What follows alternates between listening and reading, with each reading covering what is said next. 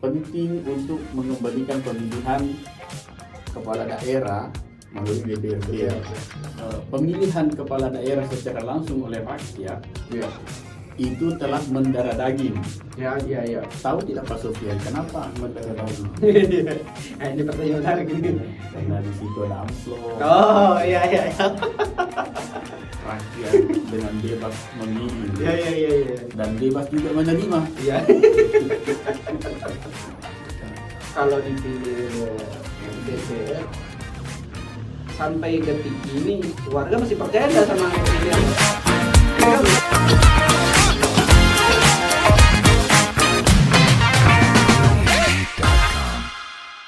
Assalamualaikum warahmatullahi wabarakatuh.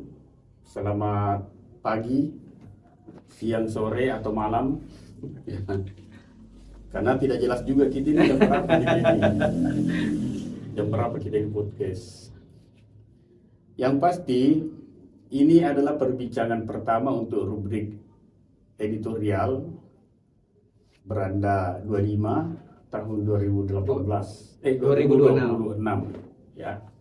Januari 2026. Karena ini adalah edisi perdana pertama kita berbincang, Pak Sofian. Maka terlebih dahulu kita mengucapkan dulu selamat tahun baru. Ya. 2026. Semoga Ya.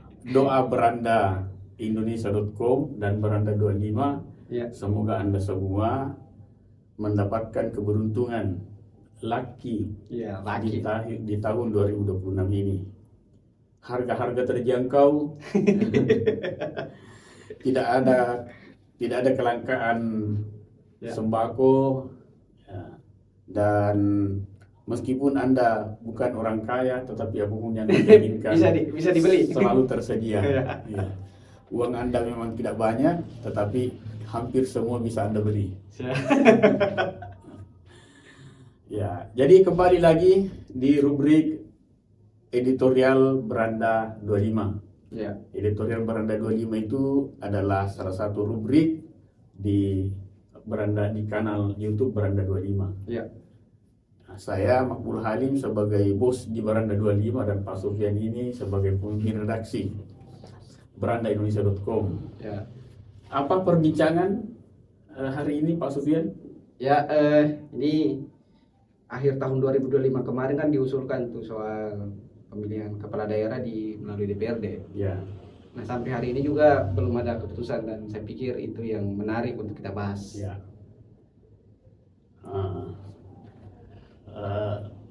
Tentang pemilihan kepala daerah. Ya. Ya. Apa sih masalahnya di situ? Masalahnya saya tidak tahu apakah masalahnya di kepala daerahnya atau masalah di warganya dan seterusnya. Tapi kalau kita lihat Pak Makbul, datanya misalnya jumlah kepala daerah yang berurusan dengan KPK itu dari sejak pemilihan langsung untuk kepala daerah sampai tahun 2018 menurut datanya ICW itu sekitar 22 gubernur. Sudah 22 gubernur dan 148 bupati wali kota. Tapi itu dari sampai 2018.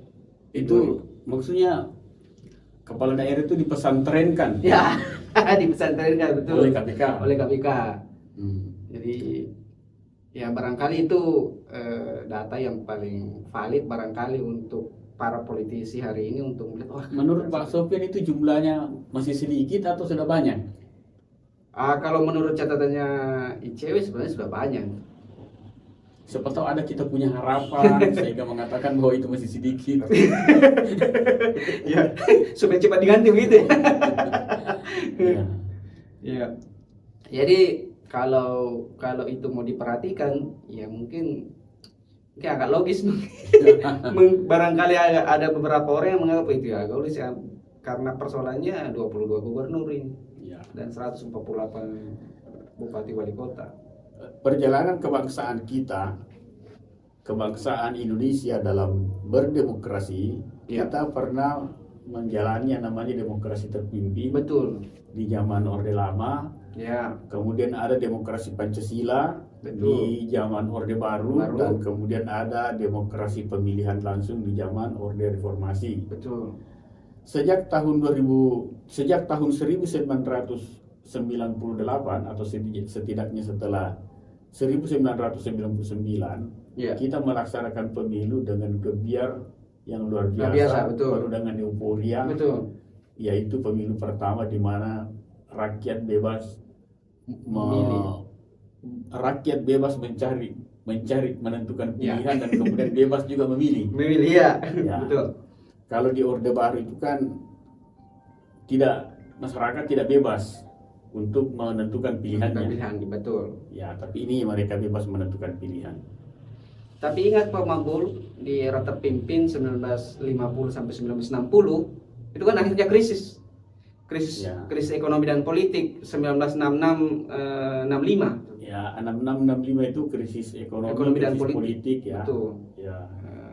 Kemudian 98 sama juga, hampir sama. Krisis moneter 98 yang disusul oleh krisis ekonomi. Betul. Nah, sejak saat itu rakyat sudah bebas untuk memilih siapa yang akan pilih, dan rakyat juga bebas untuk membuat pilihan-pilihannya. Bahkan pada saat itu rakyat berhasil mencatatkan, dalam hal ini rakyat berhasil membuat sampai 48 partai. Betul, ya, sampai ikut pemilu tahun 1999. Betul. Ya. Kalau di Orde Baru kan itu tidak boleh lebih dari 3. Ya. Nah, itu pun juga peserta pemilunya hanya 2 partai. Betul. Yaitu PDI dan P3. Nah, kalau Golkar itu kan bukan partai, ya dia ormas. Betul. Organisasi kekaryaan, betul. Jadi kita kembali lagi bahwa pemilihan kepala daerah langsung ini sebenarnya adalah dia ibarat madu atau ibarat candu. Ya, yang terlanjur sistem politik Indonesia sejak mungkin pertama tahun 2005 ya Pak Sofyan. 2004. Oh iya, kalau untuk Pilpres kan 2004. Pemilihan kepala daerah langsung itu tahun 2005 kalau tidak salah ya. Betul. Nah, sejak itu kita disuapi, kita ditetesi madunya pilkada langsung. Kepala daerah dipilih langsung. Gubernur, bupati, dan wali kota. Dan 2014 DPR pernah mencoba. Oh iya, betul. Pernah mencoba untuk membuat undang-undang dan berhasil menetapkan undang-undang di mana pemilihan kepala daerah itu dilaksanakan melalui DPRD maksudnya. DPRD provinsi dan DPRD kabupaten kota. Tetapi Pak SBY waktu itu mengatakan menggunakan jabatannya sebagai presiden di akhir masa jabatan, hari ini terbit undang-undangnya, besok dia terbitkan Perpu. Betul. Peraturan pengganti undang-undang tentang pelaksanaan pemilihan kepala daerah. Betul. Itulah warga negara, bukan warga negara. Itulah masyarakat Indonesia yang sudah merasakan manisnya pemilihan kepala daerah secara langsung dan hampir dirampas oleh DPR. 2014 itu. 2014, Dan akhirnya berjalan lagi. Berproses lagi di tahun lalu. Tapi ide ini muncul lagi kembali tahun 2024 kemarin. Dan kemudian makin menghangat di 2025. Dan makin hangat lagi 2026 ini Pak. Membakar. Terbakar. Karena sudah barangkali secara hitungan matematis sisa 2 partai yang belum menentukan arah kemana nih. Mau pilihan melalui DPRD atau pemilihan langsung. Ini PDIP dan PKS barangkali. Nah, jadi intinya adalah bahwa pemilihan kepala daerah secara langsung oleh rakyat itu telah mendarah daging. Telah mendarah daging. Tahu tidak Pak Sofyan, kenapa mendarah daging? Ini pertanyaan menarik ini. Karena di situ ada amplop. Rakyat dengan bebas memilih. Dan bebas juga menerima. Betul, bebas memilih dan bebas menerima. Karena kalau si A memberikan menerima, si B juga memberikan menerima. Dan yang paling manfaat yang paling dirasakan dari pilkada langsung itu Pak Sufyan dari sejak 2005 Ya. itu mengurangi pengangguran. Oh iya, banyak tim sukses. Ya, mengurangi pengangguran. Akhirnya berdirilah yang namanya lembaga-lembaga survei, betul. konsultan Konsultan kampanye, politik, konsultan pencitraan. Dan itu kan lapangan kerja mengurangi pengangguran. Ya. Jadi sebenarnya pilkada langsung ini kalau mau dikeluarkan lagi dari pemilihan langsung menjadi pemilihan DPR, seharusnya bukan rakyat yang marah. Iya, para konsultan politik ya, para pengusaha lembaga survei itu yang mestinya. Tapi kan bisa masuk ke DPRD itu, legislatif. Bagaimana caranya? Konsultan ke calon legislatif kan, Pak Mamun? Ya, tapi kan itu ya, kembali lagi. Tapi kan ini kita berbicara tentang kepala daerah. Oh iya. Dengan kepala daerah. Mereka yang mestinya menolak. Gelisah. Kalau rakyat sih oke-oke saja, ya. Karena kita sudah pernah mengalami pemilihan kepala daerah melalui DPR dan rakyat tidak terluka. Ya, memang ada yang kecewa, tetapi kecewaannya itu ya hanya segelintir. Hanya segelintir ya. Iya. Tapi pada umumnya rakyat itu tidak ada masalah tidak ada pemilihan kepala daerah secara langsung. Sebenarnya kalau mau jujur, warga rakyat itu tidak peduli mau pemilihan langsung atau pemilihan tidak langsung, yang penting ada makanan di rumah, ada di meja dapur, bisa mengepul itu dapur dan seterusnya. Tapi kalau harga beras terjangkau, harga gas terjangkau, tarif listrik jangan tinggi, ya betul. Pajak jangan membebani, betul. Tapi apa hubungannya itu dengan pilkada langsung? Tapi kan maksudnya rakyat ini kan tidak, yang penting tersedia semua. Mau pemilihan langsung kah, mau tidak langsung kah, yang penting itu terpenuhi. Ya. Sebenarnya kalau kita mau jujur. Tapi kalau mau lihat ya sistem demokrasi yang maksudnya yang secara konstitusional ya memang harusnya pemilihan langsung. Nah, ini ada alasan lagi bahwa pemilihan pemilihan kepala daerah secara langsung itu tidak diatur dalam Undang-Undang Dasar. Oh iya, betul. Undang-Undang Dasar hanya mengatakan bahwa kepala daerah dipilih secara demokratis. Iya, betul. Ya. Kalau dipilih melalui wakil rakyat, ya itu kan demokratis juga. Kenapa? Karena rakyat dipilih langsung oleh rakyat. Nah, pertanyaannya, kalau dipilih oleh DPR sampai detik ini warga masih percaya nggak sama anggota DPR? Ini kan pertanyaan substansinya. Itu konteks lain ya. Oh iya, betul. Konteks lain. Karena ini kan demokrasi perwakilan yang pernah membuat Indonesia tumbuh sejak dari kemerdekaan. Oke, ya. Kan perwakilan semua.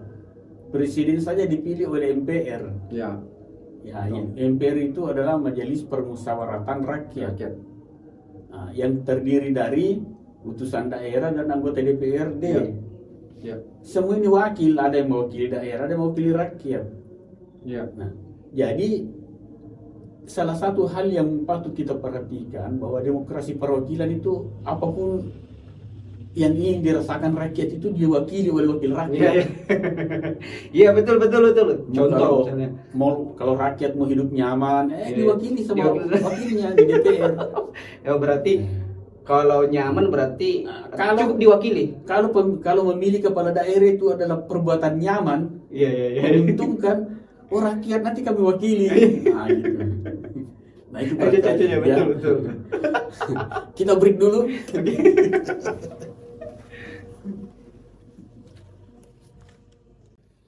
Kembali kita setelah rehab, Pak Sufyan. Tadi kita bahas apa ya? Ya, bahas soal siapa yang paling terluka dalam pemilihan kepala daerah kalau melalui DPRD. Jadi pemilihan kepala daerah itu ada gagasan untuk memindahkan dari pemilihan langsung menjadi pemilihan di DPRD. Nah, di DPRD. Yang jadi masalah sekarang ini bukan masalah. Yang unik sekarang ini adalah siapa penggagas pilkada langsung ini. Betul. Pilkada melalui DPRD ini.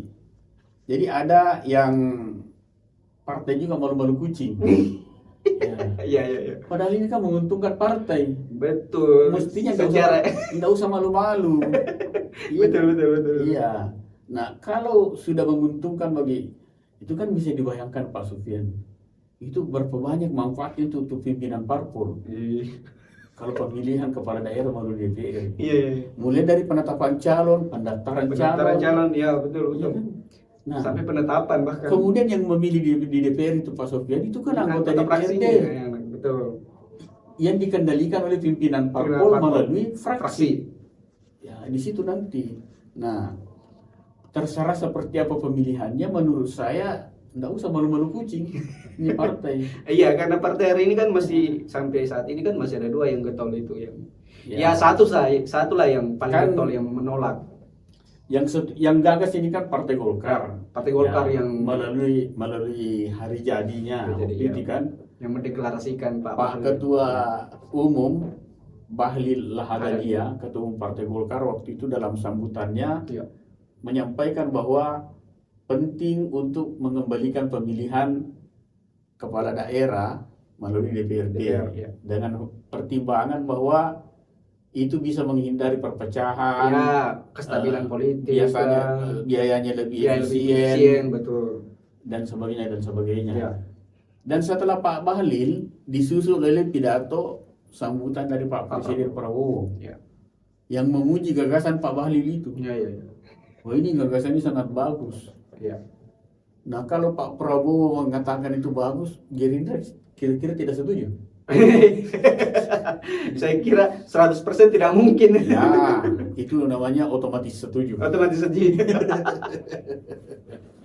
Jadi Golkar, ada Golkar, kemudian Gerindra, PAN, ada PAN, Demokrat sudah mulai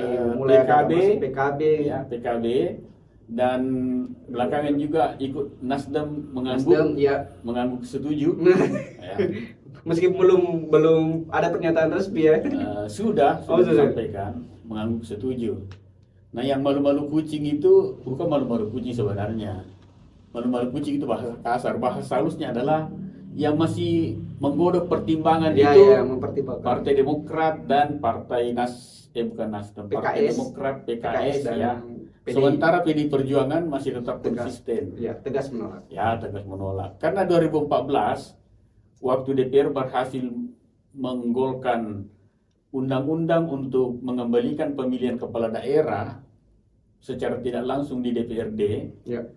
Waktu itu yang menolak ada 2, Partai Demokrat dan Partai PDI Perjuangan. Tetapi kan karena mayoritas setuju, maka loloslah itu seperti kita perbincangkan tadi. Maka loloslah itu menjadi undang-undang. Dan besoknya, tidak tahu besok atau 2 hari kemudian, Pak Presiden SBY di akhir masa jabatannya itu langsung menganulir. Bukan menganulir, menerbitkan peraturan pengganti undang-undang untuk tetap melaksanakan pemilihan kepala daerah melalui secara langsung. Nah, kemarin kira-kira seminggu yang lalu posisi masih tetap seperti itu. Yaitu Demokrat dan PD Perjuangan tetap tidak setuju. Masih mempertimbangkan lah kira-kira begitu. Tapi kalau dilihat dari eskalasi politik hari ini, bisa saja Demokrat masih dengan pertimbangan bahwa salah satu pertimbangannya kan. Nah, pemirsa bisa buka handphone sekarang, coba di searching dulu. Setahu saya Partai Demokrat sudah U-turn, sudah putar balik, bersama dengan koalisi mendukung pilkada DPR. Berarti sisa 2 partai itu Pak Mahfud secara matematika. Satu malu-malu kucing. Ya betul. Satu tidak bisa malu. Satu tidak bisa malu itu ya betul. Total menolak. Dari 2 periode itu 2014 sampai 2020. Jadi PKS masih abu-abu. Dan di PD Perjuangan sudah tegas memang dari menolak. Nah, apa sih yang berat bagi partai untuk kalau pertimbangannya barangkali secara eskalasi itu ketidakstabilan politik. Mungkin pertimbangannya Pak Mahfud. Misalnya karena hasil survei dari LSI DDJA kan 66% yang menolak melalui DPRD. Artinya kalau kita mau hitung matematis memang rakyat Indonesia masih konsisten untuk menolak melalui pemilihan kepala daerah melalui DPRD. Artinya barangkali itu bisa menjadi pertimbangan barangkali PDIP atau PKS yang malu-malu kucing. Iya. Sekedar tambahan juga Pak Sofian, tahun 2014 itu penggagas utama pilkada dikembalikan ke DPRD itu adalah Partai Gerindra. Oke. Iya, Partai Gerindra waktu itu. Ya. Ya, disusul partai-partai lain, tetapi tidak tidak disetujui oleh tadi itu PDI Perjuangan dan Partai Demokrat. Ya. Ya. Yang ketika itu sebagai Demokrat sebagai pemenang pemilu kalau tidak salah itu. Pak SBY di Pak akhir SBY. masa jabatannya. Ya, Pak SBY kan betul. dari Partai Demokrat. Yap. Dan Partai Demokrat pada saat itu adalah penguasa. Ya. Jadi makanya Presiden SBY dengan enteng mengeluarkan perpu Ya. untuk tetap melaksanakan pemilihan kepala daerah melalui secara langsung. Ya. Ya. Nah kalau itu jadi dasarnya, barangkali kalau sekarang bisa saja ini agak lolos. Ya. Hitungannya kan ya bisa dikata Gerindra ini kan pemimpin koalisi, meskipun dia tidak berkuasa secara kuantitas di DPRD misalnya. Bisa saja ini lolos. Pak Sofian biasa menganalisis. Jadi Partai Gerindra dulu ya mengusung. Ya apalagi dulu kan dia yang mengusung. Ya, Partai Gerindra mengusung. Ya. Nah, kalau ini kan Partai Golkar mengusung. Nah, Ya. dulu Partai Demokrat tidak setuju, sekarang setuju. Ya. Apa kira-kira yang membuat Partai Demokrat ini dari tidak setuju menjadi setuju? Ya kalau jangan-jangan itu seperti perbincangan tadi, ada yang manis di situ barangkali. Ada yang manis-manis sehingga ya tergiur dan lain sebagainya kan. Ya bisa saja seperti itu. Ya, intinya kan ini kepala daerah yang penting dipilih secara demokratis. Ya, demokratis. Sebenarnya ada juga yang demokratis selain dipilih oleh DPRD. Ya. Yaitu melalui kesepakatan musyawarah untuk mufakat itu kan demokrasi juga. Ya. Coba bagaimana caranya kepala daerah bisa dipilih secara musyawarah mufakat? Musyawarah mufakat itu ya kalau itu dibawa ke DPR mungkin bisa, tapi kalau dibawa ke rakyat barangkali agak berat. Tapi kalau dibawa ke DPRD mungkin saja. Kan kalau rakyat itu kan susah musyawarah mufakat karena terlalu banyak. Terlalu banyak, betul. Ya, nanti basar-basar bekerja. Tapi karena kalau misalnya DPRD Provinsi Sulawesi Selatan, itu anggota DPR-nya 85. 65, betul, ya. 85. Nah, kalau 85 ini musyawarah mufakat, tidak perlu mulai voting, tidak mulai pemilihan. Menurut saya itu lebih bagus, Pak Sofian. Musyawarah mufakat saja, tidak usah pemilihan. Kalau Undang-Undang Dasar mengatakan yang penting dipilih secara demokratis. Iya. Ya, sebenarnya kalau mau dilihat secara demokratis ya hati-hati juga, jangan sampai misalnya demokratis itu di bawah meja misalnya bermainnya. Artinya kan itulah kelebihan demokrasi Pak Sofian, karena semua perbuatan halal dan haram itu bisa dilaksanakan semua. Yang haramnya itu tergantung kalau selama tidak dilarang. Kalaupun dilarang, yang penting tidak ketahuan. Kalaupun ketahuan, yang penting Anda punya jaringan untuk mengamankan. Demokratis kan, semua bisa. Iya. Semua punya jalan. Oke, kita break lagi. Kembali lagi perbincangan editorial kita hari ini setelah rehab. Tadi kita berbincang tentang dukungan atau ide partai politik terhadap gagasan pemilihan kepala daerah tidak secara langsung melainkan melalui DPRD atau melalui perwakilan.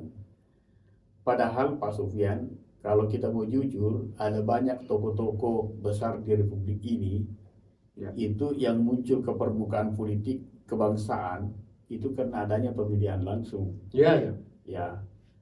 Terlepas dari sejumlah pembencinya, kita tidak akan pernah mendapatkan tokoh sekelas atau seperti Pak Jokowi kalau tidak ada pemilihan kepala daerah secara langsung. Ada juga misalnya KDM, Kang Deddy Mulyadi di Jawa Barat, mulai dari Bupati Purwakarta, kemudian Gubernur Jawa Barat, sekarang. Nah, kita tidak akan mendapatkan kepala daerah seperti itu kalau tidak ada pemilihan secara langsung. Apa artinya? Bahwa pemilihan kepala daerah secara langsung itu membuat demokrasi di Indonesia untuk mendapatkan pemimpin itu bukan sirkulasi elitis, Ya. ya, tetapi itu betul-betul. Yang kita herankan, kenapa cara-cara seperti itu ditinggalkan Pak Sofian untuk kembali ke DPRD? Apa ya? Ya barangkali itu tadi yang kalimat terakhirnya Pak Makbul yang elitis. Ya karena kalau melalui DPRD ya itu pasti elitis. Ya kalau melalui pemilihan langsung kan tidak elitis secara tidak langsung. Itu sebenarnya problemnya.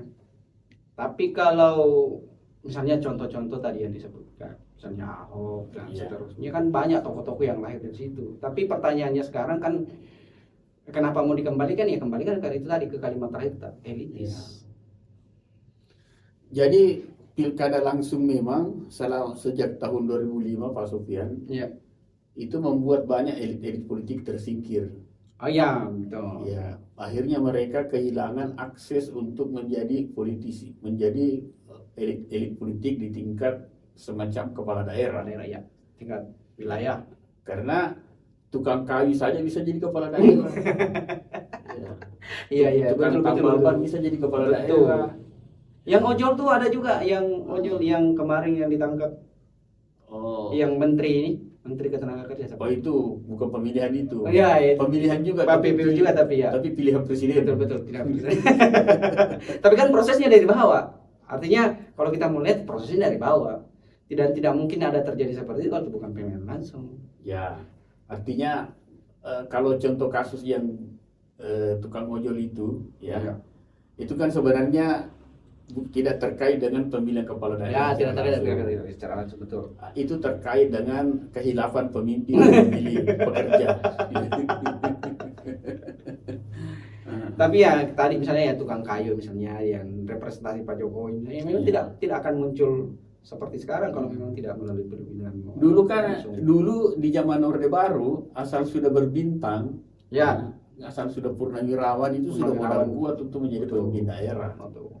Ya, karena kenapa jenderal-jenderal itu atau mantan-mantan pejabat itu eselon 1 itu semua punya akses yang efektif terhadap sumber-sumber kekuasaan. Ya, karena sumber-sumber kekuasaan itu tidak ditentukan oleh demokrasi langsung, melainkan demokrasi kesepakatan, demokrasi persekongkolan, demokrasi pemufakatan.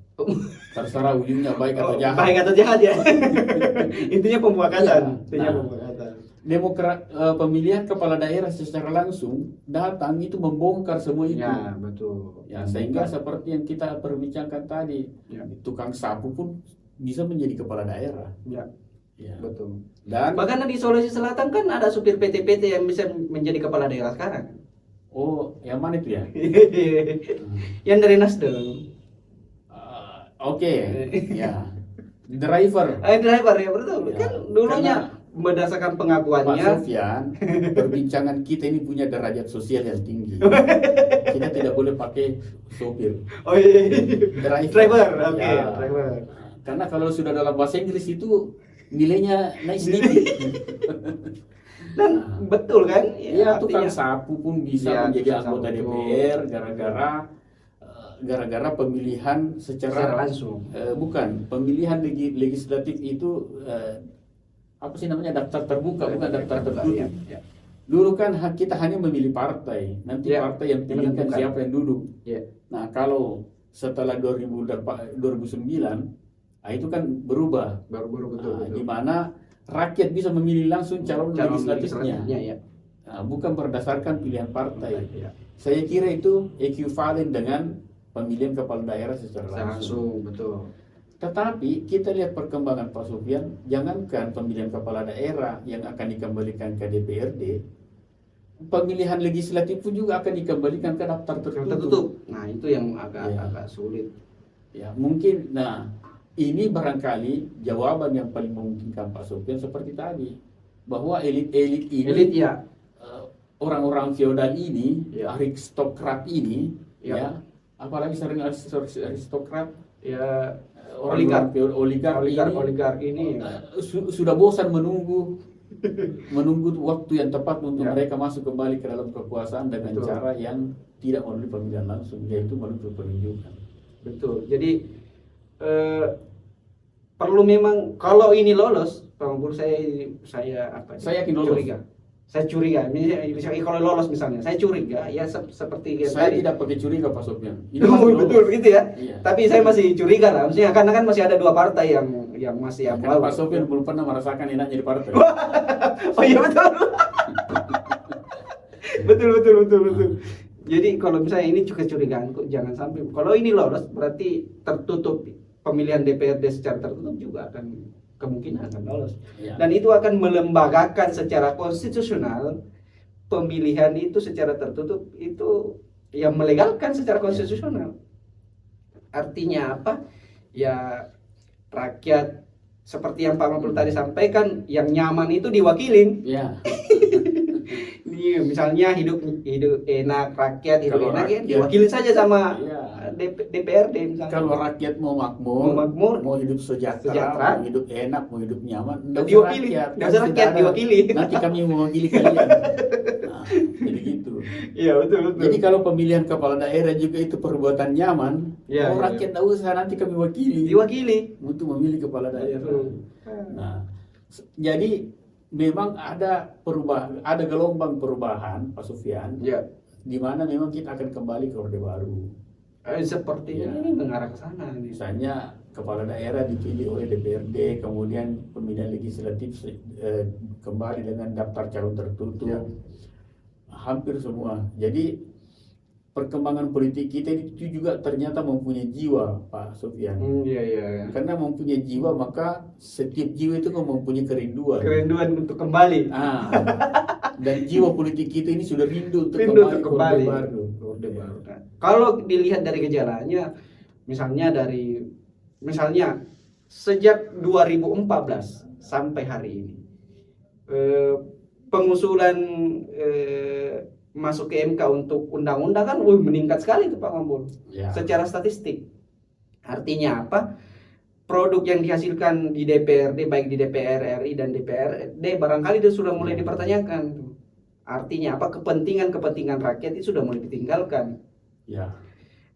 Jadi kalau misalnya Pak Mabul tadi bilang bahwa ini mengarah karena jiwanya mulai rindu kembali ke otoritarian atau misalnya ke Orde Baru, ya sudah kelihatan secara statistik misalnya, ya mulai diganggu-gangguan di MK misalnya, produk-produk DPR perundang-undangan misalnya yang tidak pro rakyat, itu kan banyak hal yang bisa dilihat, termasuk salah satunya itu. Sepertinya Pak Sofyan, kita sudah ada di ujung perbincangan. Tidak ada kesimpulan dalam perbincangan kita ini. Kami hanya menghasut. Menghasut Rakyat tenang-tenang saja, karena yang paling banyak dirugikan oleh pemilihan di DPRD itu adalah bukan di rakyat, konsultan, lembaga survei, konsultan kampanye, buzzer. Mereka semua yang korban sebenarnya. Tim sukses, tim sukses. Kemudian para juru bayar, betul. Yang dikendalikan oleh konsultan. Itu mereka semua yang jadi korban. Nah, karena itu perbincangan hari ini merekomendasikan kepada rakyat tenang-tenang saja. Karena sesungguhnya pilkada langsung itu adalah ranah manfaat bagi para konsultan dan lembaga survei, tim sukses, serta percetakan. Iya betul. Itu sangat berpengaruh tuh juga. Untuk apa kita pasang baliho kalau dipilih oleh DPRD? Iya betul. Angkanya bahkan itu bisa berpengaruh cukup signifikan itu Pak Mabul. Itu tentang rakyat. Jadi tidak usah khawatir. Kemudian partai politik, saran kami terus terang saja suka pemilihan di DPRD. Jangan malu kucing lah. Tidak perlu berbasa-basi atas nama rakyat, karena sesungguhnya apapun putaran ini akan kembali nanti ke DPRD. Kalau ternyata nanti tidak jadi ke DPRD, nanti kita akan tarik kembali perbincangan ini untuk di take down. Terima kasih Pak Sofian. Atau ada pesan-pesan? Cukup ya. Cukup. Untuk informasi lebih jauh mengenai apa yang terjadi di Indonesia, di dunia, kunjungi secara rutin berandaindonesia.com yang dipimpin oleh Pak Sofian. Ada juga kehadiran berandaindonesia.com di X, Twitter, ada juga di TikTok, ada juga di Instagram. Di Facebook kami masih on the way. Dan yang suka perbincangan ini, perbincangan baper, bawa perasaan, beranda perbincangan, Anda juga sebaiknya rutin menengok kanal YouTube kami, yaitu kanal Beranda 25. Selamat siang, pagi, sore, dan malam. Assalamualaikum warahmatullahi wabarakatuh.